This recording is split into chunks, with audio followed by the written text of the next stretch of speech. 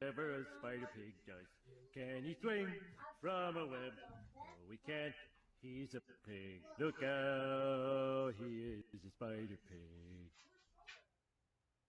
Spider pig, does whatever a spider pig does. Can he swing from a web? No, he can't. He's a pig. Look out, he is a spider pig.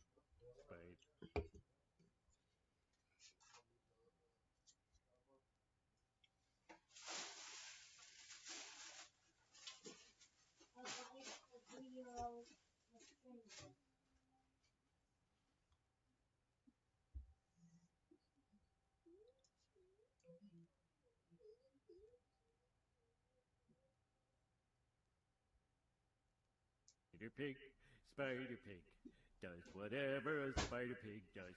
Can he swing from a web? No, he can't. He's a pig. Look out, he is a spider pig.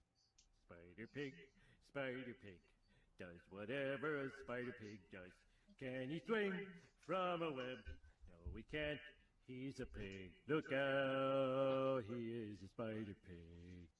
Spider pig, does whatever a spider pig does. Can he swing from a web? No, he can't. He's a pig. Look out, he is a spider pig.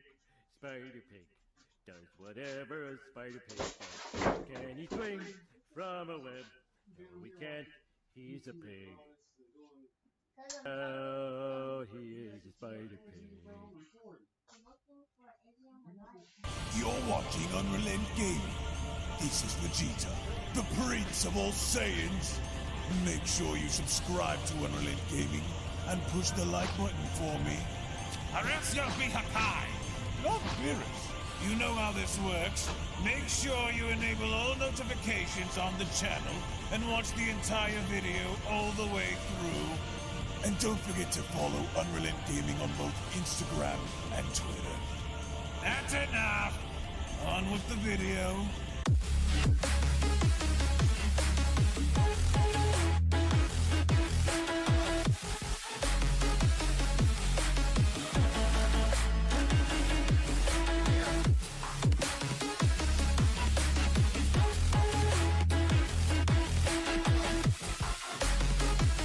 So for many of us who have been waiting all throughout 2022, specifically after the conclusion of the Dragon Ball Super manga arc involving the story of Granola in August, as we now near the end of 2022 and making our way into 2023, it would only appear as though Shueisha and Toei Animation have a few surprises in store for us going into the new year, in not only introducing a brand new Dragon Ball Super manga arc that's scheduled to be released on December 20th, but we now also have a few other things to look forward to as we now begin to enter and go into 2023. As a quick little reminder before we dive deeper into this video, if you just so happen to be new to this channel and want to be kept up to date with everything in regards to both the Dragon Ball Super manga and any and all things involving the Dragon Ball IP, then I do encourage you all to head on over and smash that subscribe button and turn on all notifications by clicking on the bell icon, so that way you can always be up to date and notified as to whenever a brand new video is posted onto the channel. On top of supporting this channel by giving this video a big fat thumbs up by smashing that like button down below if you guys simply cannot wait and are excited to see what's about to unfold as Dragon Ball Super continues, because the following confirmation comes from the official source of Toei Animation having to now finally make the announcement and revealing absolutely nothing outside of the Blu-ray release for the upcoming Dragon Ball Super superhero movie. But there is one thing that they clarified on going into 2023, and well, it's not the Dragon Ball Super anime, but instead it is the Dragon Ball Super manga. As of course you guys can see here, we now have a better idea as to what is to be expected going into the new arc for the Dragon Ball Super manga, and the translations that directly come from the V-Jump magazine courtesy of DBS Hype goes on to state, the long-awaited new arc finally begins. The next heroes will be you two. The main characters are now Trunks and Goten, a prequel that connects the Dragon Ball Super superhero movie while Goku and Vegeta are training on Beerus' planet. Brand new heroes are born on Earth. Their secret identities are their sons, Trunks and Goten. Now, I know what you might be thinking right off the gate by saying that this is either garbage or it doesn't make any sense, but but if you go on to put 2 and 2 together, it looks as though now they're going to be bridging the Granola arc with the Dragon Ball Super Superhero movie, which ultimately now makes sense because in the Dragon Ball Super Superhero movie, it was said as soon as Beerus found out that Broly was on his planet that the reason why Goku had gone as far as to bring Broly there was because of Frieza. But one might ask, well, why would they want to keep Broly safe from Frieza if Broly was shown thrashing Frieza in the Broly movie, right? Well, if there's any indication now that points towards a singular problem, that problem now is in fact Black Frieza, so what better way than to prepare for him than to not only be shown training on Beerus' planet, but also to bring Broly onto the planet just like they did in the film, while also at the same time expanding on both Trunks and Goten's character, while of course Gohan and Piccolo are doing their own thing, assuming that we're just going to be glossing over the events that transpired involving Dr. Hito and the Gammas and Cell Max, but that information is neither here or there. But what we do have an understanding of right now, that clear-cut understanding is going to be this: Beast Gohan and Orange Piccolo are going to become a factor in the manga, and likely going as far as to see Broly's training with Goku and Vegeta for the first time within the manga as well. So all of this is seemingly going to culminate to a training arc, of course having to involve the Red Ribbon Army after the events of Cell Max have passed, which then becomes a question that everyone is asking is what happens after this, right? Well, the only other answer I can give you outside of them having to go past the events involving Cell Max will of course inevitably be to reveal to Gohan and Piccolo and everybody else that hey, not only is Frieza back, but Frieza is now stronger than all of us, right? So at least there we have something to look forward to, as of course this arc starts on December 20th, but in case you're wondering about the return of the Dragon Ball Super anime, it's not going to happen in 2023, and here's why. So we know that a web anime is going to be coming, which of course a web anime is basically a higher budget quality kind of anime that is sort of similar to that of Super Dragon Ball Heroes in a sense, but it's not really directly connected to the main continuity of Dragon Ball Super, which means tying into the event of the Tournament of Power or anything having to do with Broly or Moro or Granola. That's not going to happen. And plus, the staff and all of the voice actors, the people that were behind Dragon Ball Super are all over the place. They're working on different things, and quite frankly, simply put, Toei has their eye on One Piece. They have other projects going on, so don't expect for the Dragon Ball Super anime to return anytime soon unless Toei wanted to which then becomes the question of will Toei be willing to relinquish and stop doing what they're doing for their other projects simply to cater to Dragon Ball? Well, the answer to that, I feel, is no, because whenever Toei just so happens to want to, I'm pretty sure they can bring back Dragon Ball Super whenever they just so please. So my suggestion and my advice to all of you is let's just wait for Toei Animation to announce this, because if you start getting your hopes up by listening to this person, that leaker, this insider, you're only going to rile yourself up, and you're only going to get more angry at the fact that your hopes and expectations were subverted because you were expecting for something to be announced only for nothing to be announced. And so I've already accepted the fact that I don't think the Dragon Ball Super anime is going to come back anytime soon, and to be honest, I'm okay with that, because if Dragon Ball Super the anime can come back looking like Bleach or Chainsaw Man or One Piece in terms of quality, then hell yeah, that would be a product worth consuming. But if it comes back looking the way it did, then what's the point of having to wait many years only for the product to come back looking the same as it once did, right? So to that, what Toei ended up doing was they made this big tease that they were going to announce something, and they announced absolutely nothing. They announced the release of the Blu-ray set for the Dragon Ball Super Superhero movie, and that was pretty much it, which a lot of us already know by now that hey, the movie's done, the movie's over, it's finished, we know that there's a Blu-ray coming, so why would you tease the fans like that? But at least there's something to look forward to within the manga, because now more so than ever, I am curious to see if Toyotaro is going to be adapting the battle involving Beast, Gohan, and Cell Max, and just to kind of see what he's going to do with the characters involved from that film, which more notably than anything else, I'm curious to see if he's going to be making any significant changes, or if, well, he's going to be keeping everything the same just as we saw go down in the movie. So by the end of all of this, I want to go ahead and get your thoughts specifically in regards to the manga, and if you believe that all of this is going to somehow tie back into Black Frieza, because something tells me that they aren't really going to be going in this direction for nothing, which may be a clear indicator that hey, to kind of spice things up in the future, instead of just getting Ultra Ego Vegeta versus Black Frieza, instead we might get Black Frieza versus Beast Gohan, or maybe even Black Frieza versus Broly. So are you excited? Are you not excited? Some people love Trunks and Goten, other people hate them, so I want to get your thoughts down below on how you guys feel about them. Again, thank you all so much for watching, thank you all so very much for your time. I hope you guys enjoyed, to where once again again, if you guys can't wait for the next manga arc and to kind of see what we have coming in 2023, then I do encourage you guys to go on down below and smash that like button. Also, if you just so happen to be new to the channel and of course love Dragon Ball and anime, then I do encourage you all to smash that subscribe button and turn on all notifications by clicking on the bell icon. That way you guys never miss a single video that is posted onto the channel. Tune back in for more. I hope you guys are having a great day, and with that being said, I'm going to be seeing each and every single one of you down in the comment section below and in the next video. Take it easy, guys, and have a great day. Peace. Hello. Did you know that you can stay up to date with the latest Dragon Ball content by simply subscribing to Unrelent Gaming? Also, don't forget to follow on these social media platforms, you sexy son of a bitch. Roshi. Silent Cell, me and the fans are having a moment. That's right. I know what you want. Extra long, thick Dragon Ball content. Quality reviews with flawless editing. Yeah. Super starting back up. Yeah, you like that, wouldn't you? You dirty bitch. Roshi, the fuck? God damn it, I need them to subscribe, Cell. And we're demonetized. Yeah, screw it. On the Skip the Saturday video.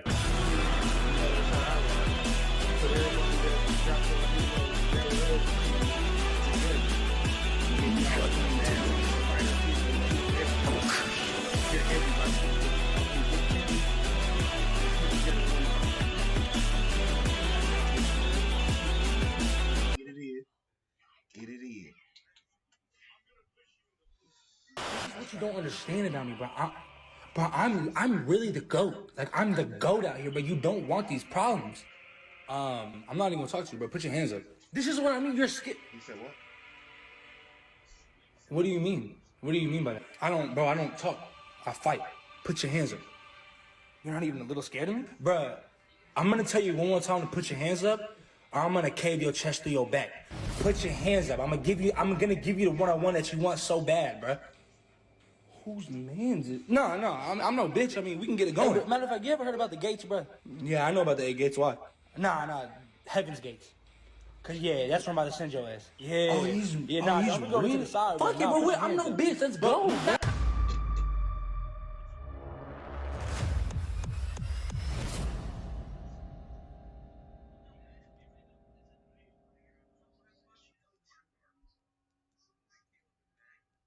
Representation is very, very important. So we were very desperate to have a character of our own, right? Oh no, Kami! Shut the hell up, Popo!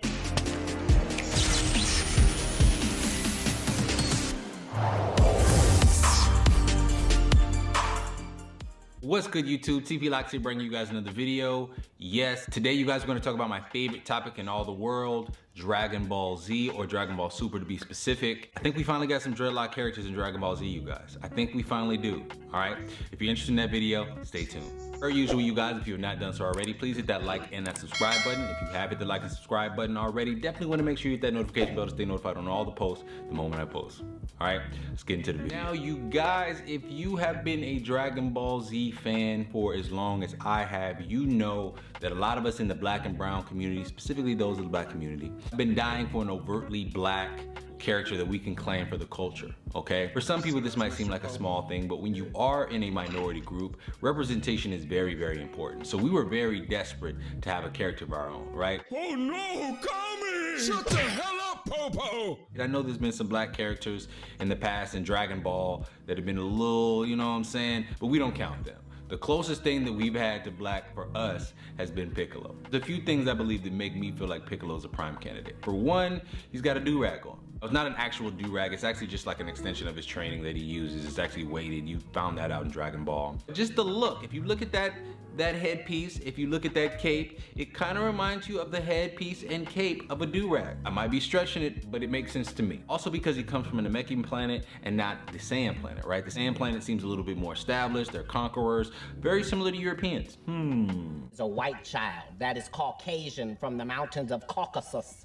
That is a Slavic baby, a Viking from Iceland. That baby got 730 as a credit rating right now as an infant.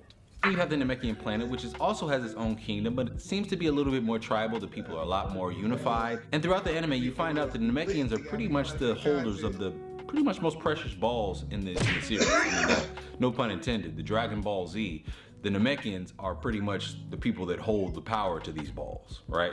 I digress. Now with these latest characters, you guys, the Heaters, we might actually have a group of characters that we can really rally behind. Now if you've been tracking Dragon Ball Super in the manga, you know that we now have the Heaters, the latest addition to the "we gon' claim you as ours" club, all right? The next part of this video is gonna come with some spoilers. If you have not seen the manga already, please click off the video. I do not want to spoil it for you, but if you want this commentary, go and stick around. The beautiful thing about the Heaters is that they don't have conventional powers, right? Their power is actually their intel. Their primary job objective has been working with Frieza to sort of help middleman planetary deals. But throughout that process, they've been trying to find ways, as most people in Frieza's life have been trying to find ways to pretty much usurp Frieza's power. And they've been doing that by slowly gathering intel, right? And when you look at these characters, I love the design of their locks. You can't really tell what race they are. They're a little racial ambiguous, which, you know, when it comes to cartoons, that tends to be how they go. One thing that I do love about these characters juxtaposed with dreadlocks is the power dynamic. Like, these guys are pretty important power brokers, right? Seem to have their finger on the pulse of a little bit of everything that's going on within the Dragon Ball universe. So that's really, really dope. I also really love their attire. It kind of gives you a little bit of an Aladdin vibe, almost like an Arabic royalty sort of feel. I also love that each of the characters within the group sort of style their locks in a different way. You've got Alec, the leader, who sort of rocks a pineapple with a little bit of the bangs. You got Gas, who's sort of rocking a little bit of an updo with no hair in his head. You got Oil, whose locks are a lot shorter, seems to have a high top set, which is pretty cool. And then you've got Mackie, the lady of the crew, who's got really long locks that she seems to hold up in a little bit of a bun as well, but then she sort of lets it hang down. I love the versatility. I love the different showcasing of locks. And I think what this really shows more than anything is that integration of locks with other parts of the world. I know a lot of times we talk about cultural appropriation, but I actually think this is a good thing when it comes to anime, because as the world gets smaller through the advancements of technology, you guys gotta understand that each culture is gonna permeate the other. That we're all gonna adopt things from other cultures, we're all gonna adopt food, dances, all sorts of things. So when you see this in an anime like Dragon Ball Super, it's really just important to understand that the influence of the lock culture is being felt globally. The world, Craig, not just the city, the world. Whether you believe that credit belongs to people of Africa or you believe that credit belongs to the people within that region. At the end of the day, lock culture is growing, it's expanding, it's becoming more normalized. And to see this in Dragon Ball Z, I think is a huge, huge win for the lock community. Because Dragon Ball Z, I mean, in terms of an anime, it is ubiquitous. Currently, these guys are just in manga, so we don't know when they're gonna be adopted on the English dub. We don't know how they're gonna be voiced quite yet either. So at this point, we don't really have a real first impression. May not necessarily help that they're bad guys, but the fact that they're the most powerful bad guys in the universe right now, I think it bodes over well for their perception, especially what I've seen in the manga so far. But yes, for all of us Dragon Ball fans who have been clinging on to Oob and Piccolo and Dende shamefully for that representation, I think we have a little bit more in the characters of the Heaters, okay? So I definitely want us to applaud that. I also think that when these toys and the merchandise and all the stuff comes out, you're talking about something that's going to spread. Like, you never had a Dragon Ball figure with locks before. We're about to get one. You're gonna see posters with locks. You're gonna see, you know, all the DB merch is gonna have this stuff. So I think it's a win for us, you guys. I think it's a win. I really do love these characters. All right, if you watch Dragon Ball Super, let me know what your opinion is of these guys in the comment section below. If you don't watch Dragon Ball Z or Dragon Ball Super, get with it, man. Come on now, get with it. I know there's a lot of other animes out there that feature dreadlocks as well. You can definitely name those characters in the comment section, but just keep in mind, they're not the big dog. They're not Dragon Ball Z, okay? There's only a few. There's only a few huge ubiquitous animes out there, and y'all know which ones they are. And a lot of them don't feature dreadlock characters. So the fact that Dragon Ball Z is doing this should be applauded. Thank you, Dragon Ball Super writers, Toriyama, all those guys. Hope you guys enjoyed this video. It's been TP Locks, signing out. TP Locks fam, what is going on? You already know it's your boy Backpack Beats. If you like the music on my homie TP's channel, definitely come over to my channel. I got more of these. I'm making beats every week. I'm also DJing every week for the No More Free Beat Show. So definitely make sure you stay tuned in. Got a lot of stuff popping. I appreciate everybody who's been coming from TP's channel as well. I'm almost at 1,000 subscribers, so I really appreciate y'all for coming through, showing love. It's nothing but a community over here for real. We got the dope vibes. So definitely stay tuned to what we doing on TP's channel. Make sure you stay tuned to what I'm doing on my channel also. And it's gonna be fire, man. Dope beats, dope music, dope vibes. Appreciate y'all. Peace. Got a confession. Put my glasses on, all right? I am 27, born October 2nd, 1991, married with a young daughter, and I have like a small little teensy weensy, just a little vice, you could call it.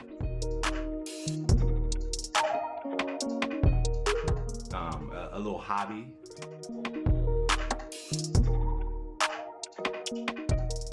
I like to collect toys. Yeah. I'm thinking about starting a YouTube channel for the toys, maybe do unboxing video. While I'm here on this video, I thought I'd show you all of my toys.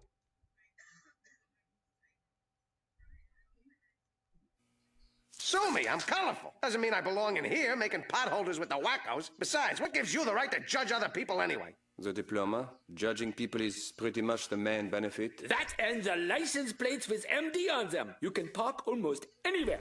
And when you think about it, isn't that exactly the point? Parking. And driving, and shopping, and eating, and working. Somewhere, somehow, they all got chewed up and spit back out. They don't taste like living anymore. Don't you see what it's like in this deranged, wearing blender of a world? Every day is an agonizing ordeal, like balancing a pot of scalding water on your head while people whip your legs and butt. Ah, you never forget your senior prom.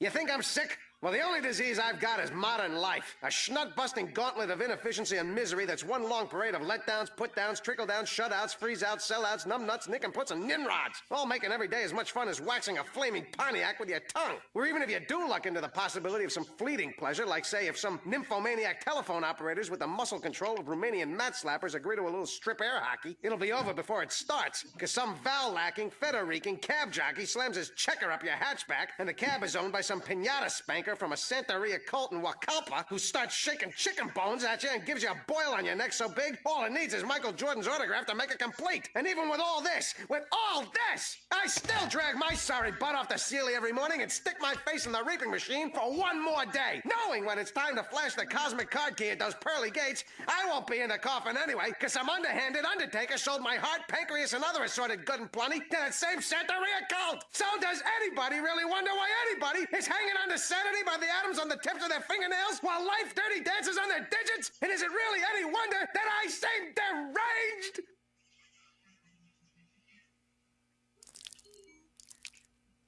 But that's probably nothing you haven't heard 100 times before.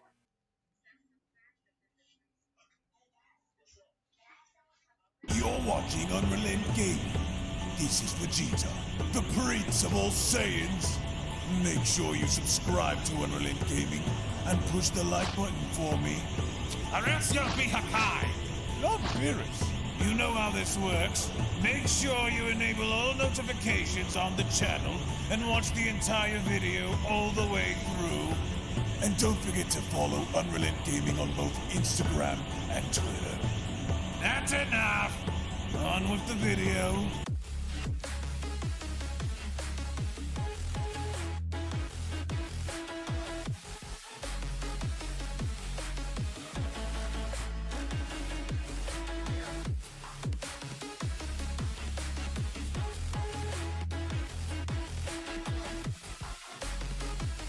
With Goku now taking initiative and now being shown having to accept Broly as being one of his newest students, Goku's primary focus right now is to not only make sure that Broly grows stronger during the course of their training, but at the same time also being shown having to take the necessary steps moving forward in helping Broly control his power during the course of battle, with Goku now suggesting that in order for Broly to get even stronger than how he is now, then the best way for this to actually happen is to battle against Universe 11's strongest warrior known as Jiren. As we now make our way ever so closer into actually seeing this go down, the million-dollar question going forward is, by the time Broly ends up fighting Jiren, will Broly be able to be well prepared enough in battling against one of the multiverse's strongest warriors, or will Jiren simply go on to decimate Broly, improving to Goku that Broly is simply not on the same level as him? Now, before we dive any further into this video, if you are new to the channel and of course have a love and passion for all things Dragon Ball related, including its manga, anime, video games, fan animations, fan mangas, and more, in which would also like to be kept up to date with everything in regards to the Dragon Ball Super manga, the Dragon Ball Super anime, Dragon Ball video games, and any and all additional content within the Dragon Ball universe, then I do encourage you guys to head on over and smash that subscribe button and turn on all notifications by clicking on the bell icon to always be notified whenever a brand new video is posted onto the channel, as well as giving this video a big thumbs up by slapping that like button down below if you guys are simply excited to see what the future holds for the Dragon Ball franchise. And with all that being said, I want to thank you all so much for your time, thank you all so much for supporting the channel, and now let's dive straight into the video.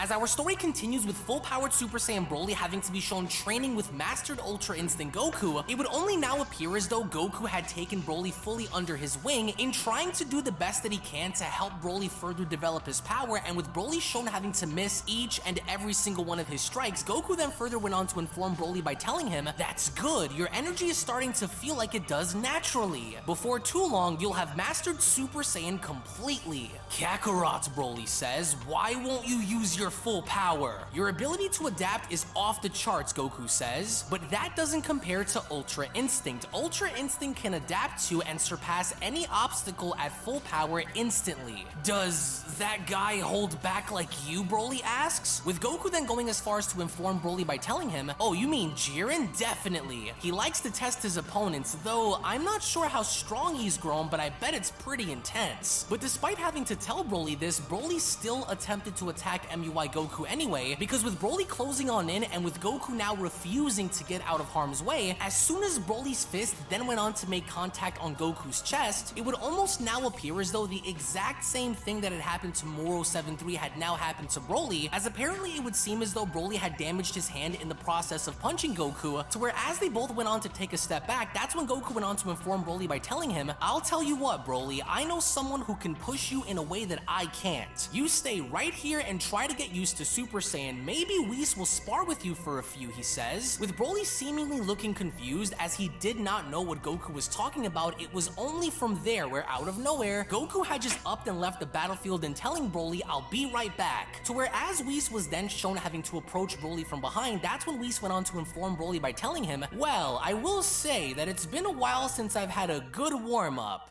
Let's get to it," Whis says. To where as we then see how Broly is trying to do his best in landing a single strike on Whis, with Whis having to be shown dodging each and every single one of his strikes, in which as he's doing so, Whis went on to then tell Broly, "You know, Broly, Goku may have Ultra Instinct, but you have your own instincts, and they are more powerful than most Saiyans. I think your next goal should be to learn to tap into those instincts," Whis adds. "Then you may be able to be on even ground with Goku," with Broly asking, "My instincts?" "Yes," Whis adds, "when you lost control of yourself on Earth, your Saiyan instincts were at their peak. I've never seen someone adapt so naturally and quickly without divine techniques. You were born with an innate instinct for battle," Whis says, "at least in body, but not in mind. Your body has a mind of its own when you lose yourself in your instincts," Whis says. "It reminds me a lot of divine techniques, but for you, it's natural. You need to learn to control these instincts without giving into them too much or too little. A perfect balance, so to speak." To where as soon as Whis went on to back away with Broly responding, "I see," out of nowhere once again, Goku went on to use instant transmission in coming back to Broly by telling him, "Broly, come with me. I found a better place to train where we can really let loose." To where as we then see how our heroes are then making their way towards a pyramid-like structure, which is very eerily similar to the same pyramid structure that Maris had brought Goku with in the Dragon Ball Super manga. Despite Broly assuming that it was only going to be him and Goku, Vegeta actually ended up tagging along for the ride, as you can almost kind of feel the tension within the atmosphere as Goku went on to respond, "Broly, it's okay. Vegeta's dad was just a jerk, but Vegeta himself is not like that, I promise." "That Broly," Vegeta says says to himself, there's no doubt about it. He's the Saiyan of legend. As with Goku then shown appearing behind Vegeta, he then went on to tell him, oh, come on, you too, Vegeta. Come on, guys, this is a great opportunity to move on and have a great sparring match. We are all Saiyans here after all, and with Vegeta shown swiping Goku's hand away and then shown approaching the pyramid, Vegeta did not waste a single second by telling Broly, let's go. And as soon as they finally had entered the hyperbolic time chamber, we then see how seemingly enough it appears as though Vegeta is going to fight Broly first, as Goku went on to chime in, alright guys, time for you two to work this thing out the old-fashioned way with a good brawl. And don't worry about holding back in here because this place can definitely handle it. But then, before anyone could act on it, Broly was the first in being shown having to transform into a Super Saiyan, as Vegeta went on to smile and responding, very well, prepare for a dose of my tough love.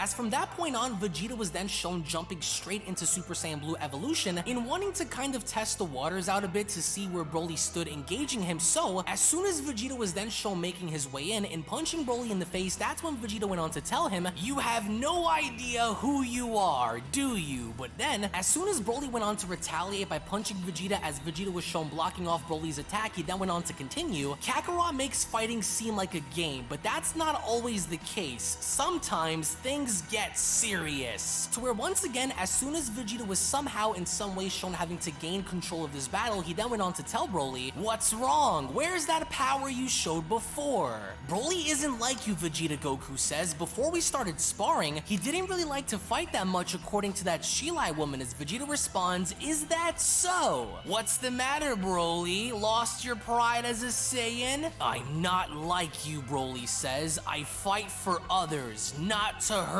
people. Is that what you think fighting is about, Vegeta asks? As much as you've been around Kakarot, I figured you would know this by now. We Saiyans fight to better ourselves and strive to get stronger. My father, he may have sent you away, but that was a mistake. If he had instilled his pride in all of the Saiyans and not just me, the Saiyans would never have been killed. You are special, Broly. You are what my ancestors have been waiting for 1,000 years. You are the legendary Super Saiyan, Vegeta says, and with both Broly and Goku seemingly in shock, that's when Goku went on to ask, wait, what? We always thought the legendary Super Saiyan was a bloodthirsty monster. My ancestors for generations molded themselves after the Super Saiyan in hopes of achieving his power, and I was the ultimate product of that goal, but it seems we were wrong. You aren't a bloodthirsty monster. Your Saiyan instincts are more powerful than any Saiyan that's existed for the last 1,000 years. All of your abilities as a Saiyan far exceeds Kakarot and my own. The reason you have hit a wall is because Kakarot is pulling his punches. He's done his job teaching you to master Super Saiyan, I'll give him that, Vegeta says, but then, with Broly standing there appearing to be very quiet, Vegeta looks as though he's about to transform as Vegeta went on to tell Broly, but you need to awaken the beast within, and I know just the way to do that. As Vegeta from there did not waste any more time in powering up to his most powerful transformation in using his most powerful form, which coincidentally happened to be none other than the Hakaishin-powered Ultra Ego form, to where this itself had left Broly absolutely baffled as Vegeta was then shown making his way in. As soon as Vegeta from there was shown headbutting Broly in the face, as Broly went on to stumble on back and maintaining balance, the sheer strike of Vegeta's headbutt alone was enough to drive Broly back, so much so that to some extent Vegeta was already in control of this battle, and with Goku having to oversee them fight, Vegeta kept on pestering Broly as he then went on to tell him, come on Broly, get that Saiyan blood pumping, which to some extent Vegeta did in fact get what he was asking for, because as Broly was shown having to rock Vegeta in the face, with Vegeta being the typical cynical person that he was, Vegeta went on to smile and double axe handling Broly down onto the ground by telling him, is that all you can muster? And as soon as Broly went on to hit the ground, there had seemed to have been something circulating around Broly, with that either having to be dust or somewhat of debris on the floor, because as Broly was then shown having to slowly get back up. As Vegeta was looking down and smiling, he then went on to add, "Time to take it up a notch." Which indeed, Vegeta was looking to step it up big time, because as soon as Vegeta was then shown formulating a Hakai-like attack in his hand, Vegeta did not care about who he was fighting nor the overall circumstances given, because Vegeta had gone out of his way in firing this attack down at Broly anyway, in which as Broly was shown having to take the attack head on with Goku having to look on in amazement, one could only imagine as to what the outcome of this overall situation was, in some either having to speculate that Broly was destroyed, or perhaps maybe to some extent Broly had survived, in which as Vegeta was then shown having to make his way down and eerily trying to pay attention to his surroundings, it was indeed true that Broly was in fact still alive, but there seemed to have been something different with him, as we then get to see how Broly's aura was then beginning to glow, with Vegeta now more excited than how he was before, as Vegeta went on to respond, "Now that's more like it." Because with what had just transpired involving Vegeta's attack, it looks as though Broly to some extent was fully capable of surviving long enough in being able to somehow, in some kind of way, adapt. It was during that point where Broly went on to unleash a gigantic mouth blast directly at Vegeta, but Vegeta was not worried in the slightest, but instead, as soon as Vegeta had gone and taking Broly's mouth blast head on, it was only there where out of nowhere, you can see Broly's gigantic hand extend through the smoke and latching onto Vegeta's face, as Broly from there had taken it upon himself in slamming Vegeta's head over and over and over again down on the ground in such a ruthless way to where Broly did not seem as though he was letting up at all, because with what Vegeta had said in wanting to see more of Broly's instincts, in wanting to see more of what the so-called legendary Saiyan is actually capable of, now more so than before is Broly proving that to Vegeta. But right before Broly could carry out his axe in stomping Vegeta down into the ground further, out of nowhere, it would only now appear as though Mastered Ultra Instinct Goku had just quickly managed to get Vegeta out of harm's way, which did not go over lightly with Broly, as Broly seemed more pissed off now than how he was before, as Goku went on to comment, "Well, it looks like you've awakened the beast," Goku says. "Now he needs to tame it. It's my turn, Vegeta." "Very well," Vegeta says, and as soon as Broly was then shown making his way towards Goku, Goku had quickly taken initiative in using the God Bind to freeze Broly in place, and slowly from there being shown levitating Broly upwards, as Goku went on to tell him, "Come on, big guy, you got this." "Fine, I'll let you go," Goku says. But this was a mistake that Goku was going to regret instantly, because as soon as Broly from there began to power up even more, Goku was from there being shown falling back, as he then went on to comment, "Oh crap, if Broly destroys this place, then Maris will kill me. Go, Kakarot, you know what to do." "Oh, you're a genius, Vegeta," to where as soon as Vegeta once again was shown coming back into the fight with Broly, you can almost once again feel the level of tension as Vegeta and Broly were duking it out once more. It was only then where we see how Goku had once again returned, except this time he had brought Chilai with him, to where as they both begin to observe the battle involving Vegeta and Broly, that's when Goku went on to ask, "Okay, Chilai, let us get him still first, alright?" And that's when Goku went on to close his eyes, in once again doing what he had done before, and that's reactivate the powers of Ultra Instinct, as all the while, we then take a look at how Vegeta is beginning to demonstrate different kinds of moves and different kinds of abilities on Broly, to where even Broly himself could not seem to believe this, because it would only then appear as though a giant hand was going out and reaching for Broly, and Broly was taken back by this, because as we get to see how this giant hand had made contact, there was a massive explosion scene to where Broly was caught in the middle of it. But the moment Broly went on to look on up, he was baffled, because before him, he was not only bearing witness to Ultra Ego Vegeta, but also Mastered Ultra Instinct Goku, who at the same time appeared as though he had created a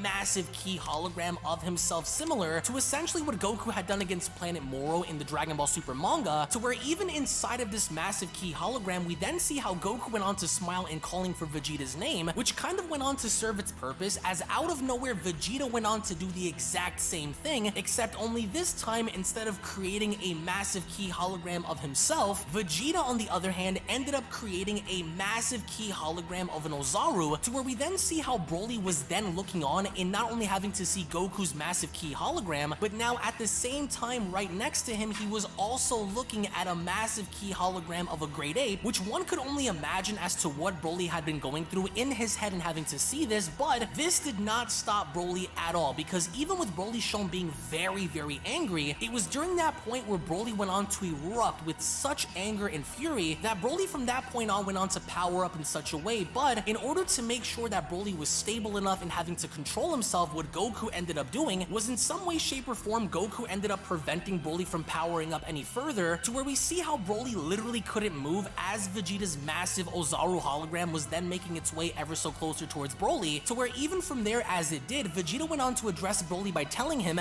"Now, face me head on," and that's exactly what Broly did, because the moment Broly had gone in going right through the giant key hologram of the Ozaru, Broly did not waste any more time in connecting a thunderous punch to Vegeta's stomach, which not only went on to rattle Vegeta enough to where he looked like he was physically hurt, but as soon as Broly had ended up knocking Ultra Ego Vegeta away, that's when Broly had then turned his attention towards Goku, and then being shown having to make his way towards him, but in typical fashion, Goku ended up deflecting and blocking off each and every single one of Broly's strikes, to where at this point in time, it's just nothing but a battle involving Goku, Vegeta, and Broly, because as soon as once again we get to see how Goku and Vegeta's key holograms kept Broly in place and trapping him in the middle, Broly had seemed as though there was no way out of this and breaking through until he then began to overhear Shilai's voice as Shilai went on to respond, "Broly, it's me. I know you're in there. Please control yourself. I know you can do it. Do it for me." And the moment Broly went on to hear this, Broly did everything that he possibly could in trying to maintain his emotions, in trying to maintain balance, and to reassure himself that he wasn't going to lose control. So what he ended up doing instead was Broly stabilized himself by closing his eyes and remembering exactly what he was fighting for, in which only from there, we then begin to notice how Broly is now slowly but surely beginning to change, to where by the very end, it looked as though Broly had finally now gone in doing exactly what both Goku and Whis had wanted him to do, and that's to be able to transcend in breaking through his limits and discovering a new level of power, as even both Goku and Vegeta went on to acknowledge this, as Goku went on to comment, "He did it! He finally gained control of his instincts," Ultra Ego Vegeta says. As with Broly now getting ready and initiating round 2 with both Goku and Vegeta, it was only then during that moment where the Beyond Dragon Ball Super story of Broly vs. Jiren manga chapter number 2 special then comes to a close. Now, make no mistake about it, this has to be one of the best manga chapters that I've seen Monty Black and Jordan Lee put out for this series, because not only did everything feel consistent, not only was there a little bit of backstory in allowing Broly to grow into his own, but you also got to see a little bit of a mix and matchup between Broly versus MUI Goku, Broly versus Ultra Ego Vegeta, to where in the end, Broly was now finally able to take the beatings and teachings that both Vegeta and Goku had to offer in doing everything he could within his own ability to master the instincts in which Whis had told him about, which essentially now moving forward ultimately begs the question, how strong is Broly going to be, or at least how strong is he going to get, as of course his battle with Goku and Vegeta now continues to progress. So down in the comment section below, what I want to know from you guys is, what do you think is next for Broly as he continues to spar with Goku and Vegeta, and more importantly, at what point are we going to see Jiren versus Broly, to where as we do see them eventually fight, which side are you going to be on? So again, make sure to go on ahead and follow Jordan Lee, Monty Black, and the entire team behind the story down in the description box below, as well as making sure to smash that subscribe button on the channel if you guys are new, and turn on all notifications, that way you guys never miss a single video posted onto the channel. Tune back in for more. Also be sure to give this video a big fat thumbs up right now by smashing that like button down below, because I'm telling you all right now, there is so much more coming, and I can't wait to see what they end up doing. So again, thank you all so much for watching. Thank you all so much for your time. I greatly appreciate it. Tune back in for more, and I'll be seeing each and every single one of you down in the comment section below and in the next video. Take it easy, guys, and have a great day. Peace. Hello. Did you know that you can stay up to date with the